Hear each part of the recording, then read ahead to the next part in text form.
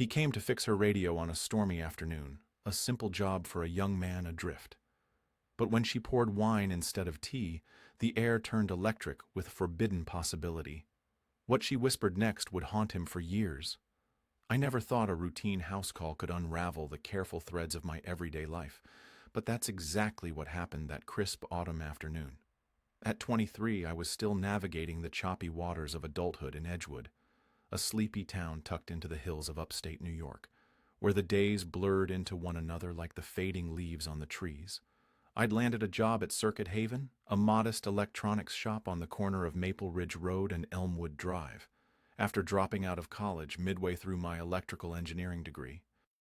It wasn't the dream I'd envisioned, fixing glitchy appliances and wiring homes, but it kept me afloat while I pieced together plans for something more, maybe freelancing or heading to a bigger city where opportunities didn't feel so scarce. My boss, Harlan, a gruff veteran with a perpetual squint from years hunched over circuit boards, thrust the work order at me like it was a grenade. "Thorne, get over to 47 Willowbrook Lane. Some woman named Isolde Harrington's got an antique radio on the fritz. Crackling like fireworks," she says. "Take the van and make it quick. We're backed up." I grabbed my toolkit, hopped into the company van, and headed out. The drive wound through the outskirts of town, past the old stone mill by the murmuring river, and into a stretch of woods where sunlight pierced the canopy in shimmering beams. Willowbrook Lane was one of those forgotten streets, lined with Victorian houses that whispered stories of better times, their porches sagging under the weight of forgotten flower pots and tangled vines. Number 47 stood out with its weathered blue siding, a garden overrun with late-blooming wildflowers, and a sense of quiet isolation that made the air feel heavier. I knocked, expecting a quick in-and-out job, but when the door creaked open, everything shifted. There she was, Isolde Harrington, a woman who carried herself with an effortless poise that made my stomach tighten. Her dark hair was swept into a loose bun, a few rebellious strands framing her face, and her hazel eyes held a depth that suggested she'd seen more of life than I could imagine. She looked to be in her late 30s, perhaps touching 40, with faint lines around her eyes that spoke of laughter and loss in equal measure. Dressed in a simple blouse and jeans that hugged her figure just right, she exuded a quiet beauty, the kind that didn't demand attention but commanded it anyway. "You're from the shop?" she asked, her voice smooth and measured, laced with a subtle accent that hinted at distant roots, maybe Eastern European, judging by her name. "I'm Isolde." "The radio's this way." I stepped inside, the door clicking shut behind me with a finality that echoed in my chest. The house smelled of warm bread fresh from the oven, and a faint floral note like dried lavender scattered in drawers. It was a lived-in space, cluttered with bookshelves overflowing with well-thumbed novels, postcards from far-off places pinned to a corkboard, and small trinkets that told tales of adventures. A carved wooden figurine from what looked like Athens, a faded ticket stub from a Paris museum. But beneath the coziness, there was an emptiness, a silence that pressed in, as if the walls were holding their breath. She led me to the living room, where the radio sat on a polished oak side table, its wooden casing dulled by dust and time. "It was my husband's," she said quietly, her fingers brushing the dial almost reverently. "He passed 2 years ago. Loved his jazz on this thing. Now it's just noise, static that scratches at the quiet." Her words hung there, heavy with unspoken grief, and I felt a twinge of something unfamiliar. Empathy, mixed with an awkward urge to say the right thing. "I'm sorry," I murmured, kneeling to inspect it. "These old ones are tough, but fixable. Loose wires, probably." As I worked, unscrewing the back panel and probing the internals with my tools, she lingered for a moment, watching with a distant expression, then retreated to the kitchen.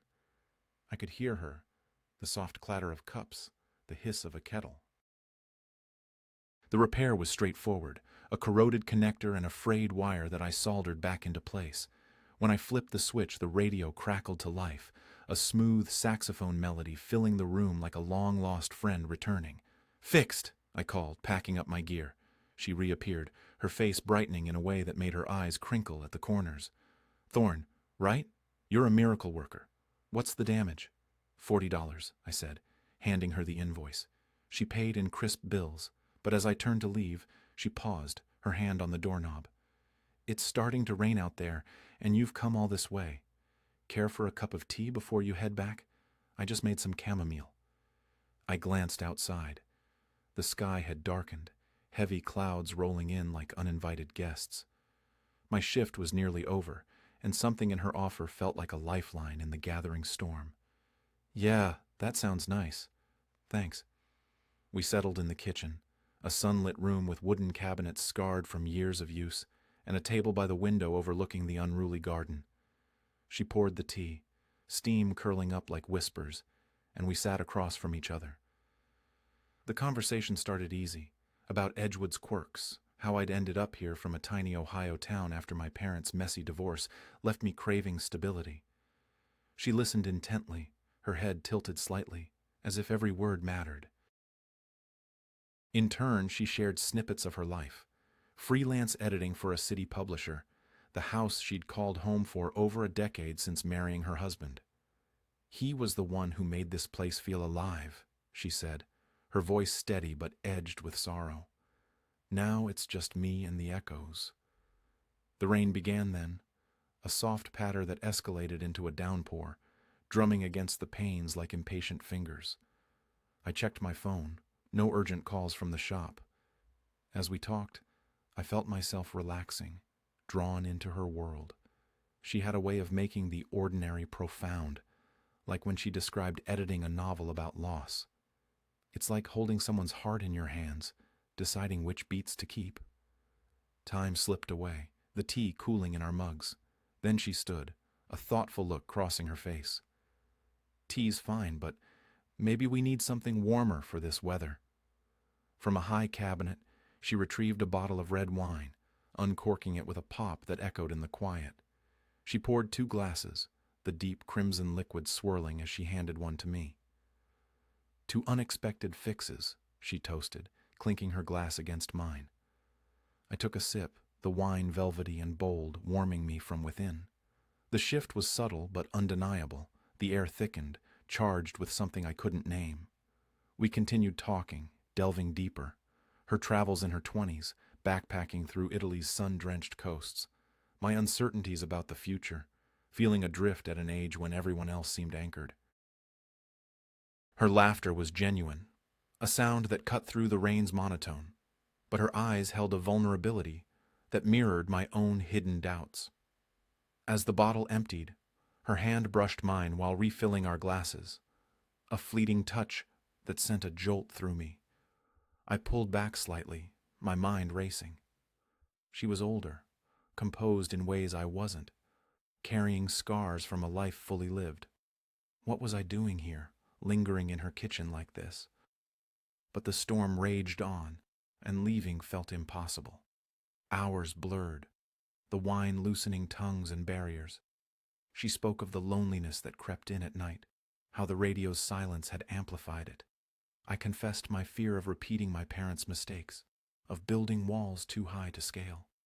Our words wove a fragile bridge, but beneath them lurked an undercurrent, a glance held too long, a pause pregnant with unspoken thoughts.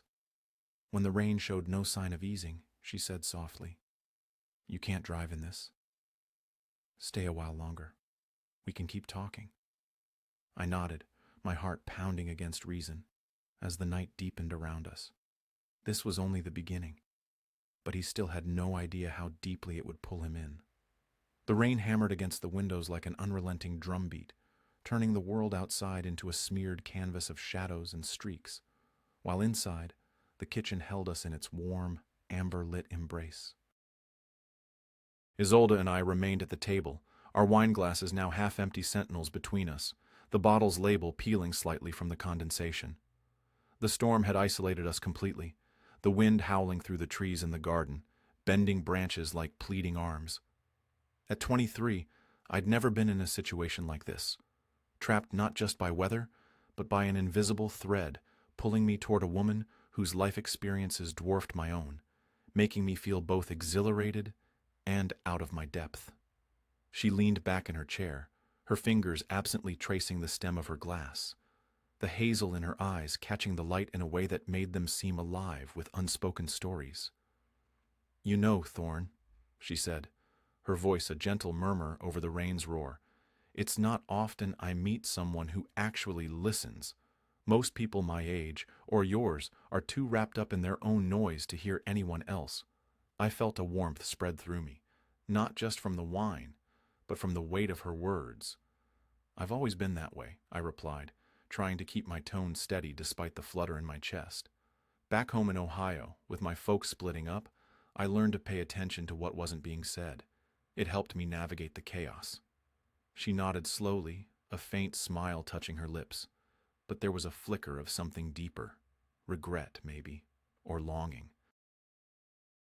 We talked about her past adventures, the ones she'd hinted at earlier, hitchhiking along the Amalfi Coast in her early 20s, the salty sea air clinging to her skin as she discovered hidden coves and local wines that tasted like freedom. "I was reckless back then," she confessed, her gaze drifting to the window where lightning briefly illuminated the garden's wild tangles. "No responsibilities, just the thrill of the unknown. Meeting my husband in London changed that. He grounded me, turned dreams into something real." Her mention of him again brought a pang, not jealousy exactly, but an awareness of the chasm between us. She was in her late 30s, a woman who'd built and lost a life, while I was still piecing mine together, one odd job at a time. Yet, as she spoke, I found myself sharing more than I intended. The sting of dropping out of college, the fear that I'd never amount to anything beyond fixing other people's broken things. "It's like I'm always one step behind," I admitted, staring into my wine. "Everyone else has it figured out." "Not everyone," she said softly, reaching across the table to refill my glass, her hand brushing mine in the process, a touch that lingered, warm and electric, sending a shiver up my arm. I didn't pull away, and neither did she, our fingers hovering in that charged space for a heartbeat too long. The moment passed, but it left an imprint, a silent question hanging in the air. We finished the first bottle, and she rose to fetch another from the pantry, a bolder Merlot that she uncorked with a practiced twist. "One more can't hurt on a night like this," she said, her tone light but her eyes holding mine with an intensity that made my pulse quicken. As she poured, she steadied herself against the table, her proximity closing the distance between us. The faint scent of her, lavender mixed with the earthy notes of rain-soaked soil, enveloping me. We migrated to the living room, seeking the softer light and the comfort of the couch, where the radio played low jazz tunes that wove through the storm's symphony. She curled her legs beneath her, facing me directly, and the conversation deepened, peeling back layers I'd kept hidden. She spoke of the void, left by her husband's death, how friends had offered condolences but then faded away, leaving her to face the nights alone in this echoing house. "It's like part of me went silent too," she whispered, her voice cracking just enough to reveal the raw edge beneath her composure. I opened up about my own scars, the divorce that had turned my childhood home into a battlefield, the way I'd built walls to protect myself from getting too close to anyone. "Fixing radios is easy," I said, gesturing to the now humming device. "People? They're unpredictable, fragile. But that's what makes them worth it," she countered, her hand resting on the cushion between us, inches from mine. The air grew thick, heavy with the unsaid, as lightning flashed again, casting her face in stark relief. The subtle lines of experience, the vulnerability in her expression that mirrored my own uncertainties. The second bottle dwindled, and with it, the barriers. She excused herself briefly, and I stood to pace by the window, watching the rain lash the van outside, its headlights off like sleeping eyes. I should leave, I thought, the rational part of me screaming warnings. She's older, grieving, and I'm just passing through her life. But when she returned, her hair loose now, falling in soft waves over her shoulders, she looked transformed, more open, less guarded. The storm's relentless, she observed, stepping closer, her presence filling the space. Yeah, I managed, turning to face her. We were mere inches apart, the heat radiating from her body cutting through the chill seeping in from the storm. Her breath was warm, tinged with wine, and I could see the golden flecks in her eyes, drawing me in. "Thorn," she said, her voice barely above a whisper, "why did you stay? It's more than the rain, isn't it?" I swallowed hard, the truth bubbling up despite the knot in my throat. "It is. Being here, with you, it feels right. Like I'm not just fixing things anymore." Her expression softened, a mix of surprise and something warmer, more inviting. She placed her hand on my arm, the touch deliberate this time, her fingers gripping lightly as if testing the waters. "I've been so alone," she admitted, her eyes searching mine. "But this, us, it could be a mistake. You're so young, full of potential. I don't want to complicate that." The words stung, highlighting the divide, the years between us, her past weighing heavy while my future stretched uncertain. But her touch ignited something defiant in me. I covered her hand with mine, feeling the rapid thrum of her pulse. "Maybe it's a risk worth taking," I replied, my voice steadier than I felt. We stood frozen in that moment, the jazz swelling softly, the rain a distant roar. Then, slowly, I leaned in, our foreheads touching first, a tentative bridge across the gap. Her breath hitched, and when our lips met, it was soft at first, exploratory, tasting of wine and shared secrets. But it deepened, her hands moving to my shoulders, pulling me closer as I wrapped my arms around her waist, feeling the soft give of her body against mine.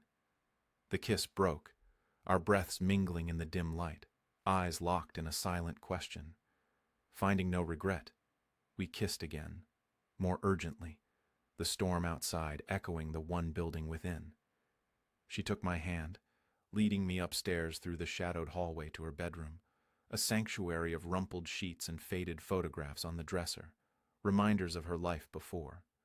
We undressed in the low lamplight, movements slow and reverent, her body revealed in all its mature grace, curves softened by time, skin marked by stories I could only guess at.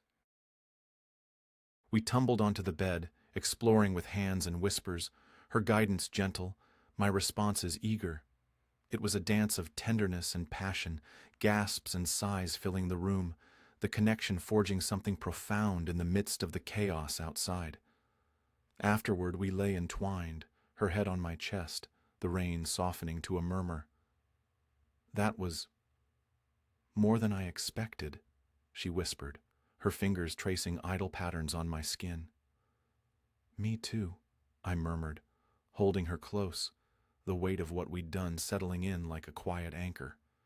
Morning came with slivers of light piercing the curtains, and I woke to her watching me, a soft smile playing on her lips. "Coffee?" she offered, as if the night hadn't rewritten the rules between us. We dressed in companionable silence, descending to the kitchen where the empty bottles stood as silent witnesses. Over steaming mugs we talked lightly, the cleared skies my looming workday. But the undercurrent pulsed, alive and undeniable. As I gathered my things to leave, she walked me to the door, her hand lingering on my arm. "Last night meant something, Thorn, but I'm not sure where it leads." "Neither am I said, pulling her into a brief, lingering kiss before stepping into the fresh morning air, my mind a whirlwind of possibility and doubt. Everything is building to a breaking point. What she reveals next will shatter the fragile balance they've found. The morning after our night together, I drove away from Isolde's house on Willowbrook Lane, the van rattling over the uneven pavement as the early autumn sun burned through the mist. Edgewood felt different now, its quiet streets and familiar landmarks tinged with a new weight, as if the town itself had witnessed the shift in me. At 23, I was used to fleeting moments, college hookups, late-night talks with friends that dissolved by dawn. But what happened with Isolde lingered like the aftertaste of that Merlot, rich and unsettling. Back at my cramped apartment above the laundromat on Birchwood Avenue, I tried to slip back into routine. But her voice, her touch, The way her hazel eyes held mine kept pulling me back to that rain-soaked night. Work at Circuit Haven kept me busy, replacing frayed wires in an old TV, troubleshooting a faulty speaker system, dodging Harlan's grumbling about deadlines. But my mind wandered. I hadn't texted her yet, unsure of the rules in this uncharted territory. She was nearly 40, a woman who'd built a life, lost a husband, carried a quiet strength I envied. I was just a kid in comparison, scraping by in a town that felt like a layover. The age gap wasn't just years, it was experience, pain, a whole history I couldn't touch. Yet, the memory of her skin under my hands, the way she'd laughed at my nervous quips, made me wonder if I'd stumbled into something real. That evening, as I locked up the shop, my phone buzzed. Her name lit up the screen. Thorne, coffee tomorrow? My place, 10 a.m., no pressure. My fingers hovered over the keyboard, heart racing like I was 16 again, asking out my first crush. I'll be there, I typed, the words feeling like a commitment to more than just coffee. Sleep was restless, my single bed creaking as I replayed our night. The storm's roar, the jazz weaving through our words, the moment she'd led me upstairs. By morning, I was a mess of nerves, shaving twice to calm my hands, picking a flannel shirt that didn't scream, trying too hard. Driving to her house, the sunlight dappled the road through the trees, and I noticed details I'd missed before. The faded mailbox with Harrington painted in careful script, the way her garden's wildflowers seemed to fight for space among the weeds. She opened the door, her smile warm but guarded, like she was holding something back. She wore a soft gray sweater and slacks, her dark hair pulled into a low ponytail that made her look younger, yet somehow more distant. "Come in," she said, stepping aside. The house smelled of coffee and fresh linen, a contrast to the wine-soaked haze of our last meeting. We settled at the kitchen table, mugs steaming between us, the window framing a view of the garden now bathed in golden light. "I keep thinking about the other night," she began, stirring her coffee with a slow, deliberate motion. "It was beautiful. But I need to be clear, Thorne. I'm not sure I'm ready for this, whatever it is." Her words hit like a cold gust, though her tone was gentle. "I understand," I said, gripping my mug to steady myself. "You've got a lot to carry. I don't want to add to that." She looked at me, her eyes searching, the lines around them deepening with a mix of gratitude and conflict. "It's not just grief. I turn 40 next month. I've got roots here, memories that anchor me. You're young, with so much ahead. New cities, new dreams. I don't want to be the reason you hold back." The age gap she voiced felt like a wall rising between us. 40 wasn't old, but in her words, it carried the weight of a life fully lived, marriage, loss, a house filled with echoes. I was still figuring out who I was, my ambitions half-formed, my past a patchwork of small-town struggles and aborted plans. "Age doesn't matter to me," I said, the words sounding hollow even as I meant them. "It's about how I feel when I'm with you, like I'm not just drifting." We talked for hours, the coffee cooling as we peeled back layers. She spoke of her husband, Daniel, how they'd met in a rain-drenched London cafe, bonding over dog-eared poetry books. "He made this house a home," she said, her voice catching. "Without him, it's too quiet, like I'm haunting it instead of living here." Her vulnerability cracked something in me, and I shared my own wounds. The divorce that split my family when I was 15, leaving me to navigate my parents' bitterness like a tightrope walker.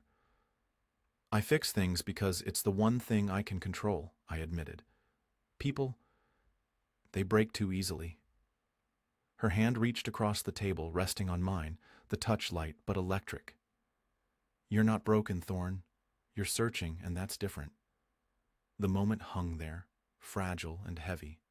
Outside, a breeze rustled the garden, sending leaves spiraling like thoughts we couldn't voice. We moved to the porch, sitting on weathered wicker chairs, the air crisp with the scent of damp earth. Her hand stayed near mine, our fingers brushing occasionally, each touch a spark that made my heart stutter. We talked about lighter things, her disastrous attempt at baking bread after Daniel's death, my road trip with college buddies that ended with a flat tire in the middle of nowhere. But the undercurrent remained, a pull neither of us could ignore. As noon approached, reality crept in. She had a manuscript deadline, and I had a job installing a sound system in a house across town. "Let's keep talking," she said as I stood to leave. "Maybe dinner soon? I could cook." "Deal," I replied, my voice steadier than my nerves. I leaned in, kissing her cheek, the brief contact sending warmth through me. Driving away, her silhouette in the doorway lingered in my mind, a beacon and a warning. The next week was a blur of texts, her sending me snippets of the novel she was editing, me sharing photos of a quirky repair job involving a vintage jukebox. Each message built anticipation, a slow burn that kept me awake at night. When Friday's dinner invite came, I arrived with a bottle of the same Merlot, my stomach nodding as I knocked. The house smelled of garlic and rosemary, and Isolde greeted me in a simple dress that clung to her curves, her hair loose and catching the candlelight as we sat in the dining room, a space new to me, adorned with abstract paintings Daniel had created, their colors swirling with raw emotion. Dinner was pasta with a homemade sauce, rich and comforting, but the real nourishment was our conversation. We spoke of dreams. She wanted to write her own book someday, a story of resilience. I confessed my half-baked plan to start a tech repair business. "What's holding you back?" she asked, her foot brushing mine under the table, the contact sending a shiver up my spine. "Fear," I said, meeting her gaze, "of screwing it up, of not being enough." She reached for my hand, her touch firm. "You're more than enough. You've already brought light back into this house." After dinner, we cleared the plates together, our movements synchronized, elbows grazing as we moved around the kitchen. In the living room, the radio played a slow jazz tune, and she pulled me into a dance, unplanned, clumsy steps that brought us close. Her body pressed against mine, reigniting memories of our night together.